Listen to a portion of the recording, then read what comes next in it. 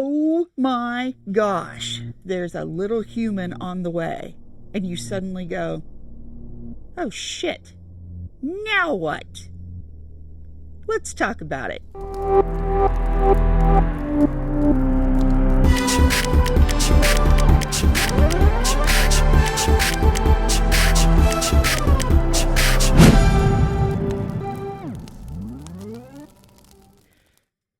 Yeah, I know that feeling.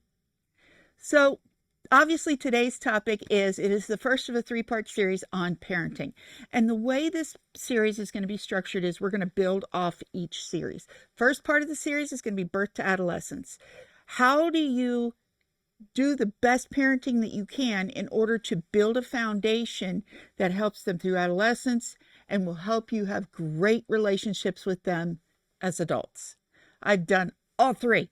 And then I also went to school to learn how to do it because when I was in grad school, I specialized in child, adolescent, and family therapy. So it's very important to be okay with talking about it. It's not easy. Little shits didn't come with an owner's manual. You know, everything comes with an owner's manual. Your car comes with an owner's manual. Your TV comes with an owner's manual. Your computer. You might have to hit a stupid QR code or whatever, but they all come with manuals, not the human. You know, you're like, oh crap. A brand new baby, I often say, is like a computer coming off the assembly line. And this is in the point where the computer is literally just coming off the assembly line. There's no operating system in it. You know, it's not an iOS or Windows running anything. And your job is to help build the operating system. So it can be very overwhelming and be very scary. The idea of you having, and I understand, there are a few things that I'm not okay with. Your children are not your property. You have been entrusted with this child to bring into the world. You just did the most selfish thing possible. Had a kid, whether you brought him into the world or you adopted them or whatever. You did it because you wanted to. They didn't ask to be born. They didn't ask to be in this world. So the most selfish thing you can do is become a parent. The most selfless thing you can do is be a parent. So we start with growing. As I like to say, let's grow. Let's talk about brain development.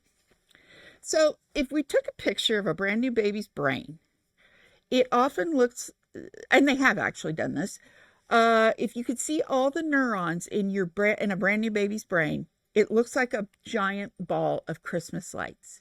Whereas if you looked at the neurons of an older child or even an adult, it looks much more like we see in like a lot of computer animation. It's like wiring, but this is just a ball of them because human nature has made it a backup plan, so to speak. It wants to make sure you have more than enough neurons to be able to learn and grow and become the person you're going to be.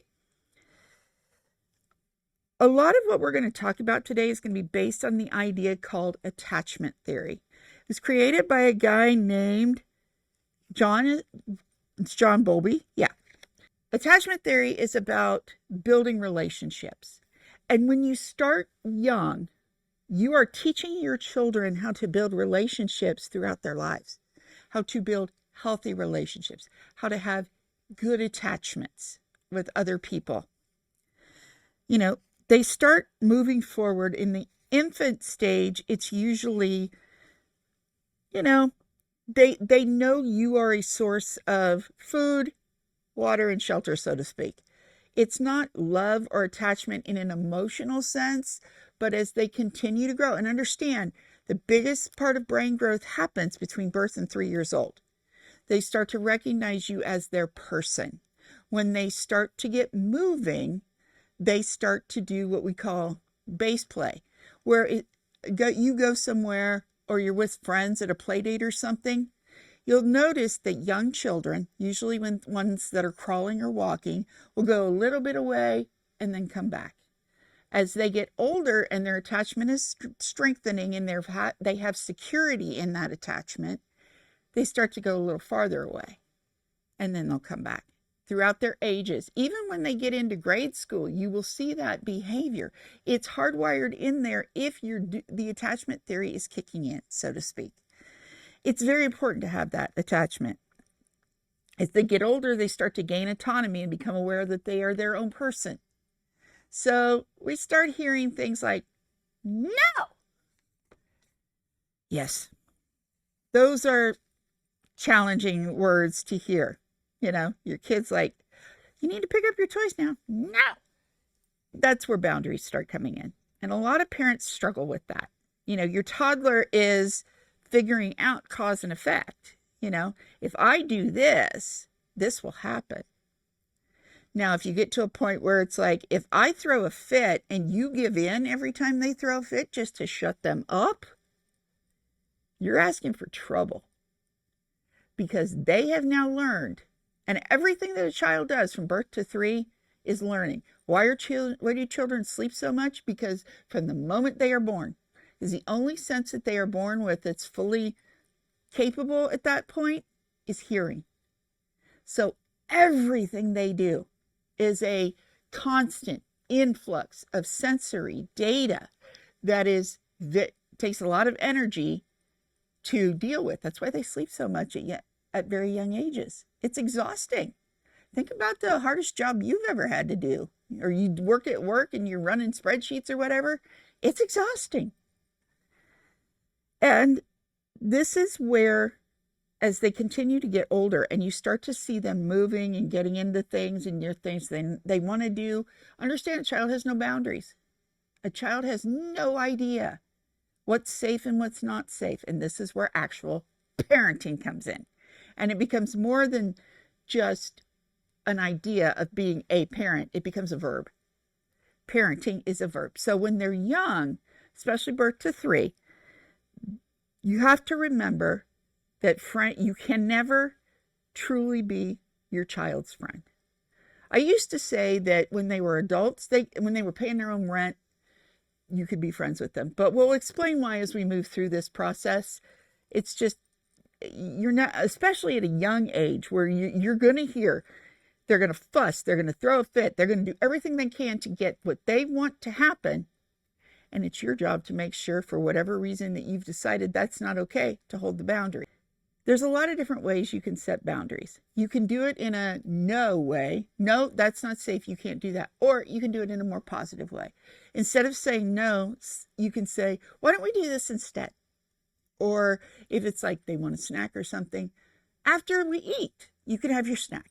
You know, you don't give them the choice there. And they may push back and you're like, no, when we're done, you can have whatever it is. We got to get this done first. That's more of a positive look at it. It also helps to teach delayed gratification. When you don't teach that, you are asking for trouble. And because that will continue. That's everything that happens to them in those first early years hardwires into that brain. And if they figure out that's how they work, it's not that you can't reverse it when they're getting older, but it gets more challenging when they get older. When they're old enough to kick holes in walls, when you're starting to set boundaries, it's a little late, but we can still do it. They're important to be, the importance of it is manyfold, including how they make friends. If they learn boundaries from you and what's not okay for them, then they are able to look at people around them and make good people choices, so to speak. That continues up through adolescence. When you teach them boundaries, when you teach them how to behave with other children, that what your expectation is, that doesn't mean forcing a child to do something that they're uncomfortable with. A lot of people get on, and I know for me, when I was a kid, it was like, go give so-and-so a hug. Go give so-and-so a kiss. No. You want to teach your child to have that autonomy early. Yeah, there are times somebody's going to have to put hands on them for their safety or for their health, such as going to the doctor. But as far as people they don't know, family members they may not see very often, or somebody they just don't feel comfortable with, don't force it. You know, I have a grandniece who is 2 years old, and she is just, oh, so awesome. So full of sass. I love it. But when she was younger, she was an infant, there really wasn't a lot of hard time for me to hold her. She didn't really know who I was. But as she was starting to get into her toddlerhood, in that 18 months to 2 years, she was a little hesitant of me. She'd have to remember who, and I never forced it. My best friend would try to give her to me and she didn't want to come, and I'd be like, okay, that's totally okay. Let your kids have that autonomy. Again, we are showing you building blocks into how this idea of attachment theory is really important. And then we get to one of the hardest things that we can talk about in those early years as we start to move into ages 3, 4, whatnot. To spank or not to spank? That is the question. Me, I did. If I had it to do over again, I wouldn't. If I had learned some of the things I knew now when I first became a parent, I definitely wouldn't. When I did, I always tried to do it out of safety. They did something that was very unsafe, so I wanted it to be a memory in them that was definitely not something they should do. But I didn't always do that. And I'm never proud of that. See, even I can screw it up. You don't ever have to spank your kid. You don't. People, and here's why. When we spank kids, we're teaching them that violence is okay. And we all know that if we go to work and cold cock the little bitch that just snapped at us, we're going to jail. That is not necessarily preparing them for adulthood, if you understand what I mean. You're seeing into their adult world. They're only seeing the next 2 minutes, if that makes sense, or the next 5 minutes. They don't give two shits about adulthood or going to high school or middle school or even grade school if they're not there yet. You don't have to hit your child to make it work, because it always backfires. And here's what I mean. If you had a parent that was a heavy-duty spanker, did you still do what you wanted to do? My guess is yes.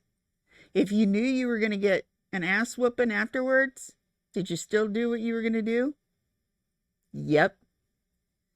Almost without question, kids that are spanked a lot do not turn out to be very well-behaved children, because their odds, they'll take a spank and then it's over. It's done. If I got to get my ass whooped for it, okay, but I got to go do it. So there's that. They'll do it that way. They don't mind, unless you're beating the shit out of them, in which case you're going to be in big trouble. It doesn't mean anything. And they'll still get to do what they wanted to do. As we talk about attachment theory, we're talking about the idea of choices and consequences. And, when I was a kid, there's going to be consequences for what you do. Consequences was treated as a bad word. It's not. The definition of a consequence is simply the results of the choices you make. And so our goal is to keep that fence around them, to give them enough space to kind of explore their world, but not so far that it's dangerous for them. So you want to teach them choices versus consequences. And when you're thinking about consequences, you can give a kid a choice. It's the toys are all over their playroom. They need to be picked up, or the living room, or wherever. And they want to have a movie night because it's the night that you guys do movies. And that's only going to happen if the toys get picked up. So the choice is, all right, kiddo, you can choose. We get these toys picked up and put away, and we can watch the movie and have treats and all that. If you choose not to, then you're going to go to bed. The choice is yours. And you have to be willing to follow through on that choice. Because if they think you're not going to follow through on it, they know they've got you. I call it the fisherman and the fish. They're the fisherman in the boat on the pond with the hook and the bait. You're the fish. If they don't do it and you don't follow through, you took the bait and they ringed you in. It's really easy to do. And you'll do it. Usually not for big reasons, but it'll happen. But it's important to remember that. If you're going to set a consequence for something, it has to be a consequence you're willing to follow through on. There were times, there were some consequences. A couple of my kids were like, oh shit, she meant it. Don't be afraid to do that. You're not supposed to be friends with them, and that's okay. And the reason that's important is if you give kids choices and consequences, they start to see the choices and consequences around them. They make a choice, and the consequence is going to be you're disappointed in them. Let's say they make a choice that you have not given them choices with, but you've basically explained to them that they can't do something, and this is what's going to happen if they do. And then they go and do it, and they know you're going to figure it out. I promise you, a child is more worried about disappointing you than anything else. That's why spankings don't work. Because the idea of disappointing your parents is awful when you have a strong relationship. That's not to say you want to manipulate them with that, because I've seen parents do that too, and that's not okay. It is okay for you to express to your child you're disappointed in what they did, but in that same sentence, you have to be willing to say, I love you no matter what. You are still my baby. You're still a good kid, but we have consequences for our actions, so this needs to happen. That's respect. And I promise you, my mother had this saying that she loved to say to me, which was, you don't have to like me, you don't have to love me, but you have to respect me. And I learned very quickly that respect is earned. Your child doesn't respect you unless you earn that respect. And you can lose it too. You should cherish it, because if you can respect them as human beings and empathize with what they're going through, that's always the key. And again, that helps build that beautiful human that you're trying to create that will go out into the world and change it, or at least their little corner of it. Respect and fear are very different things. Respect is being afraid to disappoint you. They don't want to see you uncomfortable. They don't want to see you do any of that, just like we don't want to disappoint our kids. That's normal. But fear, I've seen that before, and I know you have too. A child that flinches when somebody gets close to them, or the yelling, or any of those kind of things, that's not respect, that's fear. And you're not teaching them anything. You're not molding them. You're teaching them that the world is bad. And you don't want to teach them that the world is bad. So think about that when you're dealing with your kids. If you're raising your voice, you can be firm. That is not okay to be doing what you're doing right now. But you don't have to yell. Parenting with fear sets up your child for failure. Like I said, if they're afraid of everything, they'll try nothing. If they're afraid you will hit them or yell at them, they will try nothing. They will explore nothing. If you don't give your kids the space to try things,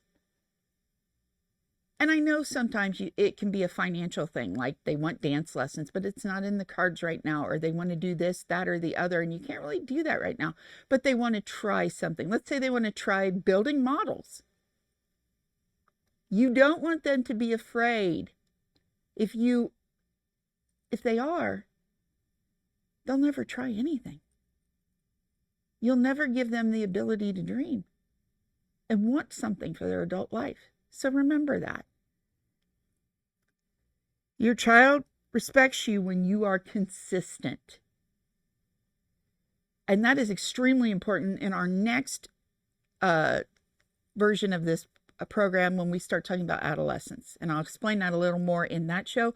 But if they know you're consistent, even when they're afraid to come and tell you they did something wrong because they're going to disappoint you, they will do it.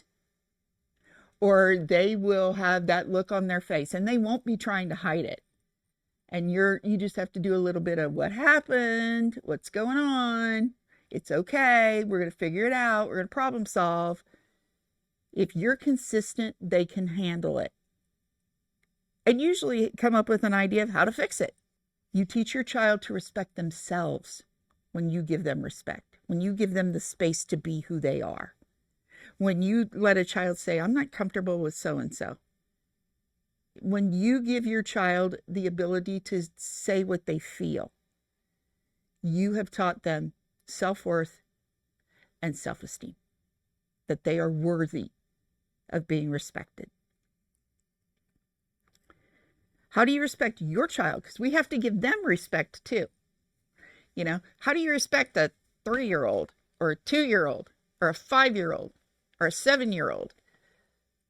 Empathy is the biggest one. When my oldest child saw my youngest child come home from the hospital, it took about, I want to say about a week. And then the eternal question of the older sibling or the oldest sibling to the next sibling in line, can you take him back to the hospital? And I knew that feeling because I had been the oldest child. Or you may have had a younger sibling who was just like completely a pain in the butt. That empathy is really important. I remember looking at my child and saying, you know what? We're not going to do that. But I'm going to tell you something. And my youngest child basically loved my oldest child from day one. You know, would get very excited when my oldest child would come into a room. And I said to them, no matter what, no matter how old you guys get, you are always going to be the coolest person in the room to your younger sibling. And it's still true today, and both of them are grown. And that was important. So recognize their effort when they do something right. When they do something that you didn't have to tell them to, I want you to make a freaking party out of it. I want you to do firework claps and, oh my gosh, I so much appreciate that you did that. That was really helpful to me. Thank you for doing that. Look how much of a big girl you are, or a big boy, or a big child you are. I am just so proud of you. I think we're ready to start talking about something that they needed to earn privilege for, such as tablet time or things like that. That's how they earn that stuff. When you see them making a good effort just because they want to, you got to make a big deal out of that. That teaches your child, number one, a work ethic. Number two, a reason to do it right. You know, to be willing to be helpful. I always heard that about my kids. I still hear that about my kids. My kids are always willing to be helpful. And I love that because that's how we lived in our house. Allow them autonomy over their bodies. We were talking about that earlier. Hugging people, saying no to a grown-up. It is okay. You can teach them how to say it politely. No, thank you. That's what my kids were taught. It all goes to the idea of teaching them how to communicate appropriately with other people, because that is a life skill. Everything we teach them, even at those early ages, are life skills that build on each component. So another part of communication, especially with younger children, is putting words to emotions. Remember, this was a computer that came off the assembly line with no operating system. You are helping them program. So if you see frustration, you have to name that emotion for them. You know, there are lots of little cute books and stories that you can get a hold of now that weren't available when my kids were little, that you can teach them about emotions. You can get an emotion anywhere on the internet. You go look for the face emotion chart, and you can put that up somewhere. Point to how you feel. And if they see a face that looks like how they feel, then you tell them, oh, that feeling is this. And that gives them the ability to build communication skills. So they can learn how to say, I feel this, and this is why I feel that way. You give them vocabulary, you give them meaning, you give them an ability, agency to talk about how they are feeling. The other really important part of communication with kids, and a lot of parents, my parents were boomers. They weren't the kind of parents that were children to be seen, not heard, but children didn't have a say.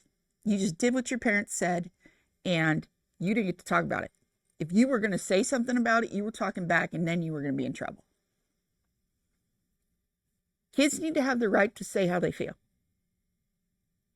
Kids need to have the ability to say how they feel. And the rules that I always had were, and I teach this to patients as well, as long as your child is being calm, is not using bad words, not being disrespectful, because nobody wants to be disrespectful to each other, and wants to tell you why they don't like something, give them the opportunity to do so. That doesn't mean you have to change the consequence. It means they've been heard, because a lot of times when a child is blowing up, acting out, being just totally not under control, they are saying 2 words to you, or they've tried to say 2 words to you and you're not paying attention. So they've blown up. And those words are, hear me. I'm trying to express to you how I feel. Hear me. I don't know how to express myself to you, so I'm going to throw a fit. That's why these communication blocks early in childhood help them learn how to do that and regulate emotion.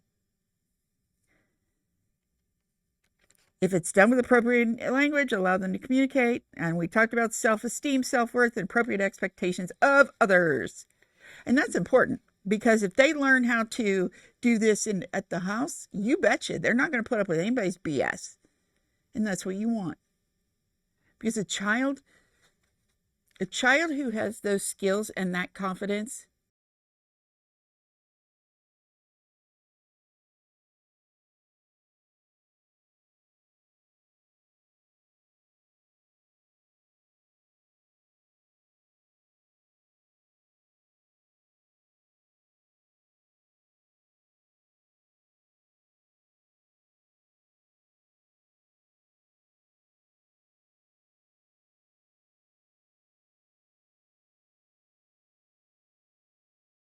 is statistically less likely to be vulnerable to someone who's trying to be a predator to them.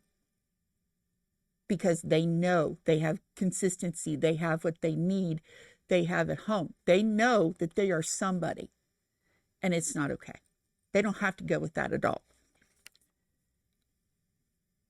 One of the other things that's extremely important, without a doubt, is you got to be willing to apologize to your children when you screw up. If you have hurt their feelings. If you've disappointed them for you. You can't teach them that it's okay to make a mistake. You respect them. You're not willing to make them and own up to them. And that, in turn, what you teach your child when you do that is accountability. So we've come to my favorite part of the be accountable. We want our kids to be able to take responsibility for what they've done and understand the breakdown of what we've just talked about. Parenting is hard. If you're willing to do that with them, parenting is incredibly hard. Then they learn how to do it. It is the hardest job you're going to have, and it is also the damn coolest job you're ever going to have. Everything can be a teachable moment. It can. If something happens that's painful for them, it's a teachable moment. If there are, if they see you not having a good day, it's a teachable moment. It's okay. You are also growing up, because there's 2 of you learning a whole new life. Your child and you, the parent. You're growing with them. And I used to say, if you looked up the definition of guinea pig in the dictionary, it would say see firstborn child or only child. Everything is new for you guys. And it's going to be that way through the entirety of your life. They will be the first adolescent you parent the first time. You will be the first adult that you parent in a lifetime. All of that is a first. And that's not a bad thing. So our next episode in this series is Adolescence. buckle up. It's going to be fun. Until the next episode, see you next time.